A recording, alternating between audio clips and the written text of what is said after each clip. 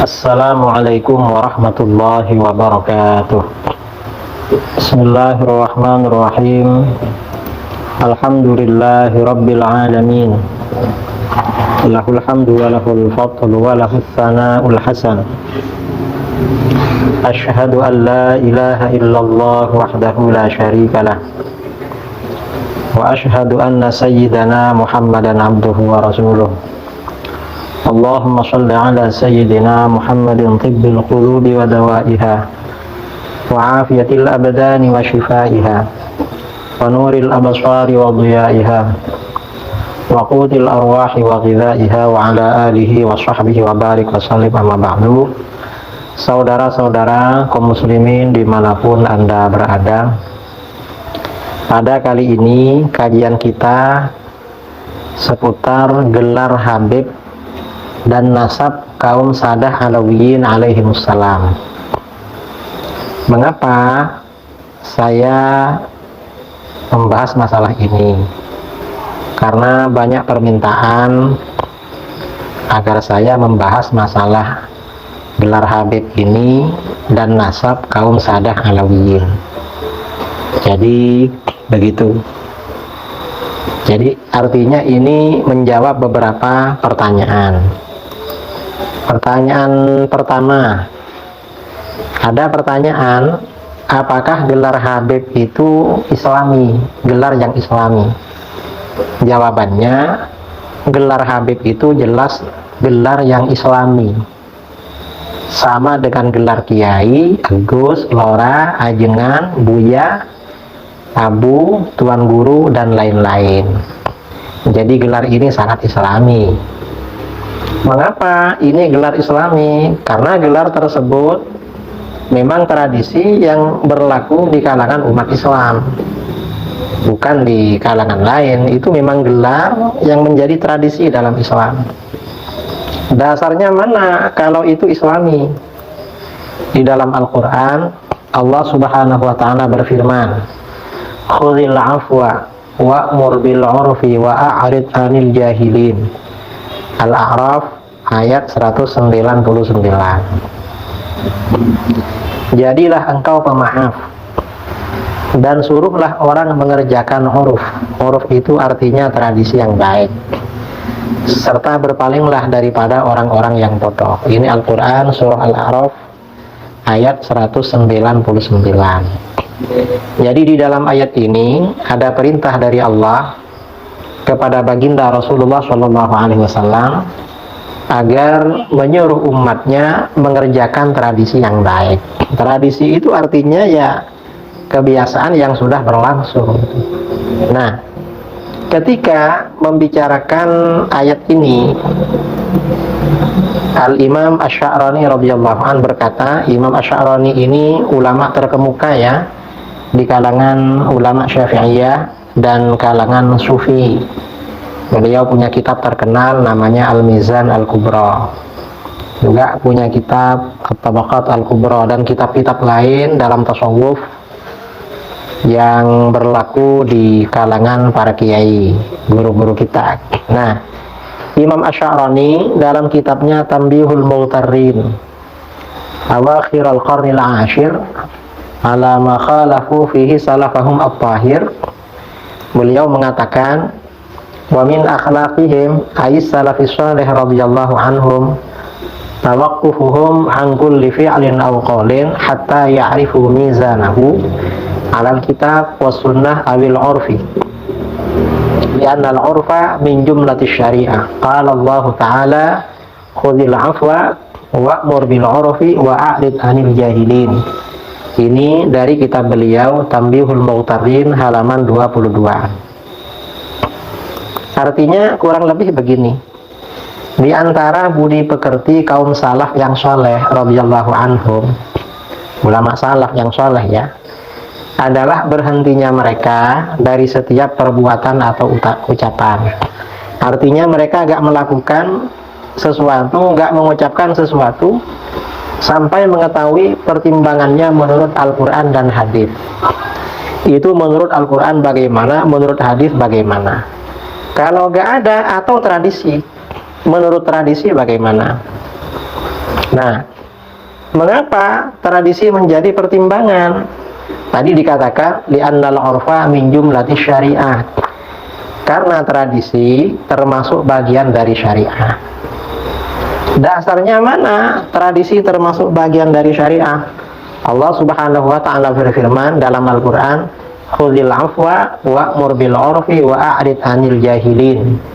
Jadilah engkau pemaaf dan suruhlah orang mengerjakan uruf, tradisi yang baik, serta berpalinglah daripada orang-orang yang bodoh. Nah, ini tradisi.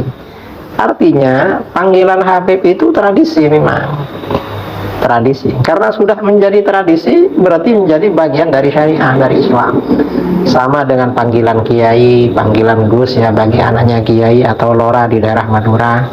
Kalau di Aceh kiai dipanggil abu, kalau anaknya dipanggil abi.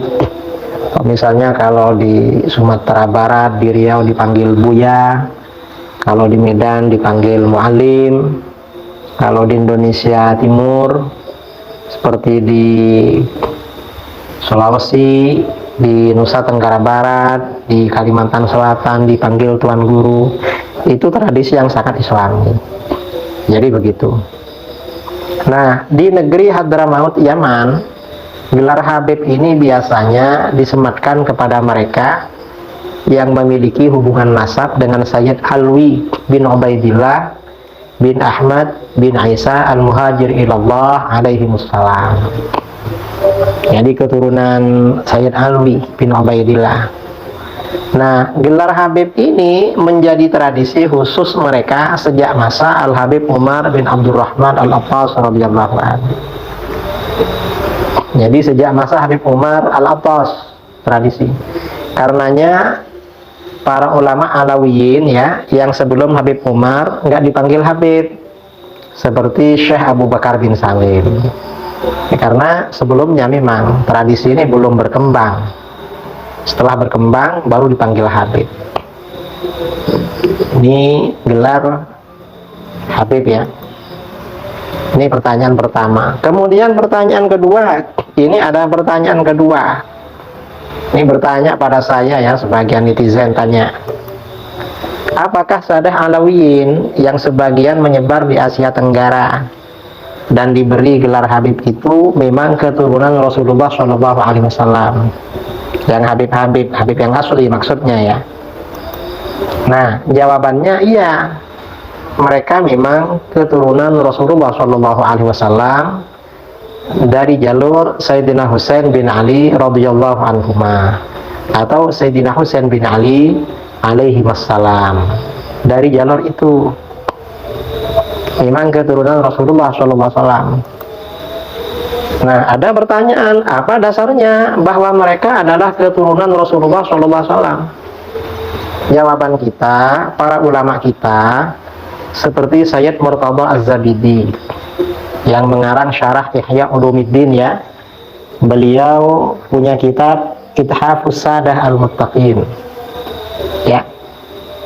Jadi beliau ini Sayyid Murtada Az-Zabidi, pengarang syarah Ihya yang terkenal sebagai ulama sufi, ahli hadis dan ahli bahasa, juga guru ulama Nusantara Syekh Nawawi Banten, juga pendiri NU Hadratus Syekh Kiai Hasyim Asy'ari, juga ulama Nusantara kontemporer yang lahir dan wafat di Mekah Syekh Yasin Al-Fadani dan lain-lain, mengakui kalau mereka memang sadah ahlul bait, memang sayyid memang. Ini misalnya ya, misalnya Sayyid Murtada Az-Zabidi. Sayyid Murtada Az-Zabidi ini punya karangan kitab ya. Nah, Sayyid Murtada Az-Zabidi ini punya karangan kitab Ar-Rawdul Jali fi Nasabi Bani Alawi.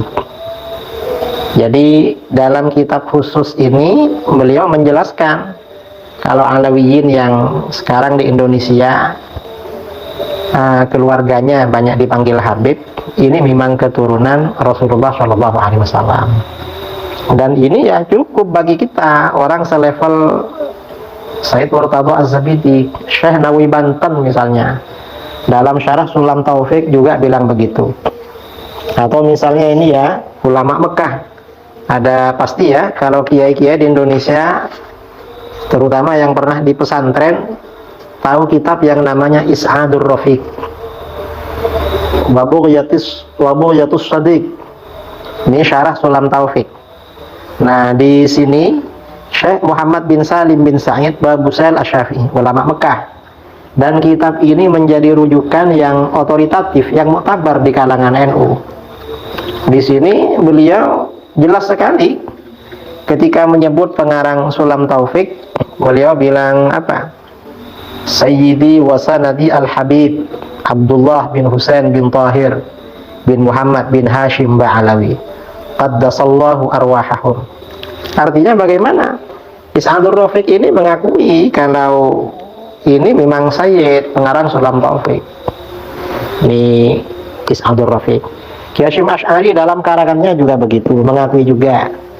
Kalau misalnya yang modern ya, yang ulama Indonesia yang lahir dan wafat di Mekah, misalnya Syekh Nawawi Banten.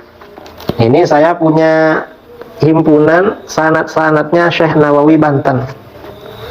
Nah, di sini di bagian pertama, ketika menjelaskan sanad Sahih Bukhari, Syekh Nawawi Banten ini menjelaskan sanadnya, kata beliau, akhbarana al-allam al-muhaddits al-faqih al-mu'ammar Syekh Umar bin Abi Bakar Bajunaid al-Kindi al-Makki. Kemudian Anis Sayyid Ahmad bin Zaini Dahlan, wa huwa an syaikhaihi al-mufti as-Sayyid Muhammad bin Husain al-Habsyi al-Makki asy-Syafi'i. Jadi Sayyid Ahmad bin Zaini Dahlan ini berguru kepada Sayyid Muhammad bin Husain al-Habsyi. Dan ini Sayyid Muhammad bin Husain al-Habsyi ini kan ayahnya siapa? Sayyid Ali bin Husain, Sayyid Ali bin Muhammad bin Husain al-Habsyi yang punya Syimtud Durar itu. Dan ini zuriatnya banyak di Indonesia. Nah, ini artinya apa? Syekh Nawawi Banten juga guru beliau, dan gurunya lagi Sayyid Ahmad bin Zaini Dahlan ini mengakui kalau Al-Habsyi itu keturunan Rasulullah SAW. Nah, kita ini cukup dengan pengakuan mereka. Oh, mereka aja mengakui, masa kita agak mengakui?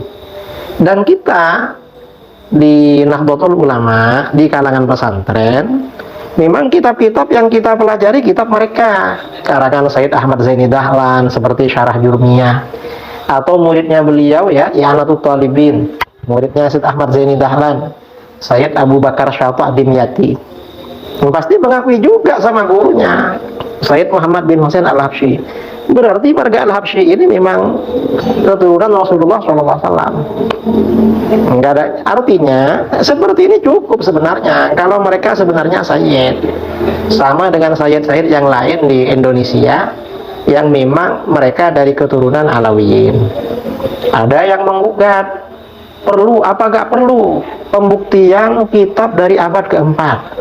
Ya, kalau mau mencari silahkan dicari, tapi ya jangan dipaksa-paksakan cari seperti itu. Karena sekarang ini abad ke-15 Hijriyah, bukan abad ke-5, jauh kalau abad ke-4. Kita ini jangankan masalah nasab, fikih Syafi'i yang banyak kita ini, kitab-kitab yang kita kaji sumbernya kan setelah abad ke-6, sejak masa Imam Rafi'i dan Imam Nawawi, lalu periode berikutnya. Artinya gak langsung pada ulama Syafi'iyah abad ke-5, ke-4, ke-3, apalagi kepada Imam Syafi'i. Bahkan sebagian pendapat Imam Syafi'i itu kita jumpai di kitab-kitab ulama abad ke-7, dan kita percaya sama itu. Kita gak menggugat. Ini kan ulama abad ke-7 ya, misalnya tentang hadiah pahala bacaan Quran pada orang mati, Imam Syafi'i mengatakan tidak sampai. Yang bercerita siapa? Ibnu Katsir dalam tafsirnya. Padahal Ibnu Katsir ini kan hidup pada abad ke-8 Hijriah. Apa Ibnu Katsir gak dipercaya? Ini kan abad ke-8, perlu pembuktian dari ulama Syafi'iyah abad ke-3 atau abad ke-4. Ya repot kalau seperti itu. Memang kitabnya gak ada sama kita memang, dan kita percaya sama itu. Mengapa? Karena Ibnu Katsir memang orang yang bisa dipercaya, baik dalam tafsir, dalam hadis, atau dalam fikih dan lain-lain. Apalagi sekarang ini memang kitab-kitab yang dikaji di Indonesia itu kan kebanyakan kitab-kitab abad 10 Hijriah. Paling lama kitabnya Imam Nawawi, Minhajul Talibin. Tapi syarah-syarah kitab Minhaj itu rata-rata yang dikaji kan syarah-syarah yang ditulis pada abad ke-9 dan ke-10, seperti Syarah Mahalli, kemudian yang abad ke-10 seperti Tufahnya Imam Ibnu Hajar, Mughil Muhtaj, Syekh Khatib Asy-Syirbini, kemudian Nihayatul Muhtaj, dan lain sebagainya. Kita nggak perlu menggugat-gugat sampai harus sumbernya dari abad ketiga, keempat, nggak perlu seperti itu, karena para ulama kita ini memang banyak yang dipercaya, memang kita percaya pada mereka yang menjadi sumber ajaran agama kita, maka informasi yang lain juga kita percaya, termasuk tentang masalah nasab. Jadi saya kira membicarakan nasab para habaib, para sadah alawiyin, ini ya kalau pembicaraan untuk menyaksikan mereka ini buang-buang waktu. Kita ini berarti meninggalkan tradisi keilmuan kita di dalam agama. Tradisi keilmuan kita di dalam agama memang percaya sama guru-guru kita, para ulama yang menjadi syarat keilmuan pada kita, seperti Syekh Yasin Al-Fadani, Hadratus Syekh Hasyim Asy'ari, Syekh Nawawi Banten, kemudian Syekh Murtadha Az-Zabidi, dan ulama-ulama yang lain. Nah, saya kira ini tanggapan saya terhadap permintaan sebagian netizen ya, baik melalui komentar di YouTube maupun yang beberapa orang sempat kirim-kirim WA pada saya. Ya, sebenarnya kalau dilacak di kitab-kitab nasab ya ada juga sebenarnya, tapi kalau seperti itu kita ini seakan-akan nggak percaya sama guru-guru kita, ulama kita. Ini bahaya, saudara. Kalau kita ini kurang percaya kepada Syekh Nawawi Banten, Hasyim Asy'ari, Syekh Yasin, Syekh Murtadha, ini bisa apa namanya, kita akan percaya sama berkah. Jangan-jangan nanti kita agak berkah ilmunya. Kalau bagi kita agak berkah, gimana bagi generasi yang akan datang? Ini yang perlu kita jaga. Sekian, mudah-mudahan bermanfaat. Wallahu a'lam bishawab. Assalamualaikum warahmatullahi wabarakatuh.